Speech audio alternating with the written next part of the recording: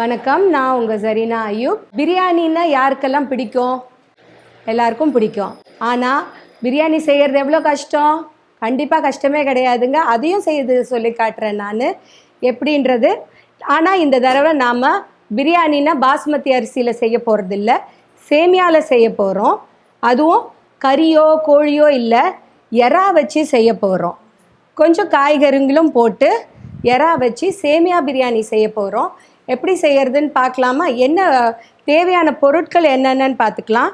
எண்ணெய், அதுக்கப்புறம் வெங்காயம், தக்காளி, பச்சை மிளகா, புதினா, கொத்தமல்லி, கேரட், உருளைக்கிழங்கு, இஞ்சி பூண்டு விழுது, தயிர், அப்புறம் எறா, பட்டை லவங்க ஏலக்காய் தாளிக்கிறதுக்கு போடணும். எண்ணெய் ஊற்றிருக்கோம். ஓகே, பட்டை லவங்கம் ஏலக்காய் போட்டாச்சு. வெங்காயம் வச்சுருக்கேன். வெங்காயம் நல்லா வதங்கணும். அது ஒரு ப்ரௌன் ஆகிற வரைக்கும் வதங்கினா தான் உனக்கு டேஸ்ட்டே வரும். வெங்காயம் நல்லா வதங்கணும், நல்லா ப்ரௌன் ஆகிற வரைக்கும் வதங்கிட்டே இருக்கணும். வெங்காயம் கொஞ்சம் வதங்கின உடனே கேரட் போடுறோம். வெங்காயம் வதங்கியாச்சு. இப்போ நம்ம இஞ்சி பூண்டு விழுது போடுறோம். அதில் வெங்காயம் கொஞ்சம் கேரட்டும் போட்டு வதக்கியிருக்கோம். அது போட்டோடனே கொஞ்சம் சிம் பண்ணிவிடுங்க, ஏன்னா கீழே பிடிக்க ஆரம்பிக்கும். இப்போது தக்காளி போட போகிறோம். மிளகாத்தூள், உப்பு, தயிர் கொஞ்சம்,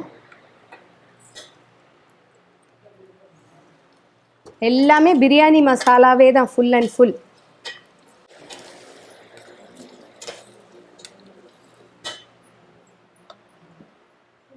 புதினா, கொத்தமல்லி, நறுக்கி வச்சிருக்கிற உருளைக்கிழங்கு. இந்த காயெல்லாம் சேர்க்காம கூட பண்ணலாம்.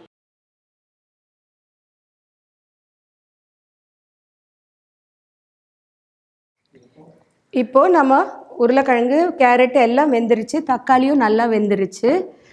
நம்ம எறாவை போட்டுக்கலாம்.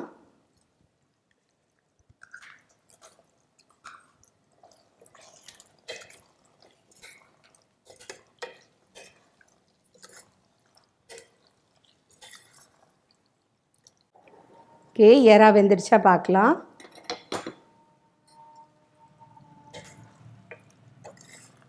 எறா பாருங்கள், நல்லா சுருண்டுடுச்சு.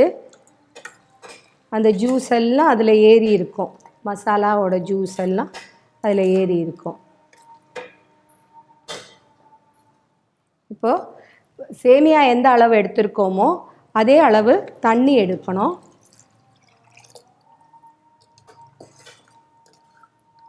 தண்ணி ஊற்றி அது கொதித்த உடனே இது போட்டு வெந்துடுச்சுன்னா பிரியாணி ரெடி.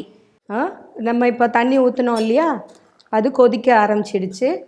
நம்ம சேமியாவை போட்டு கிளற வேண்டியது தான்.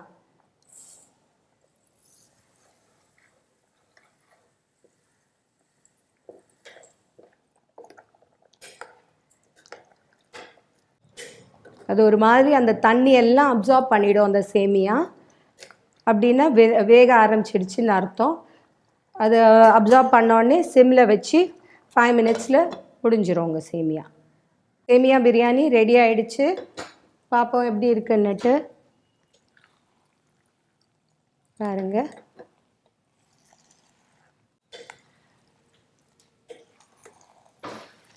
நல்லா வந்துடுச்சு. அவ்வளோதான், ஆஃப் பண்ணிட வேண்டியது தான் அடுப்பை. இனிமேல் பாஸ்மதி அரிசிக்காக வெயிட் பண்ணி பிரியாணி செய்யணும்னு எதிர்பார்க்காதீங்க. சேமியா பிரியாணியும் நல்லாயிருக்கும், இன்ஸ்டண்ட்டாக செய்யலாம்.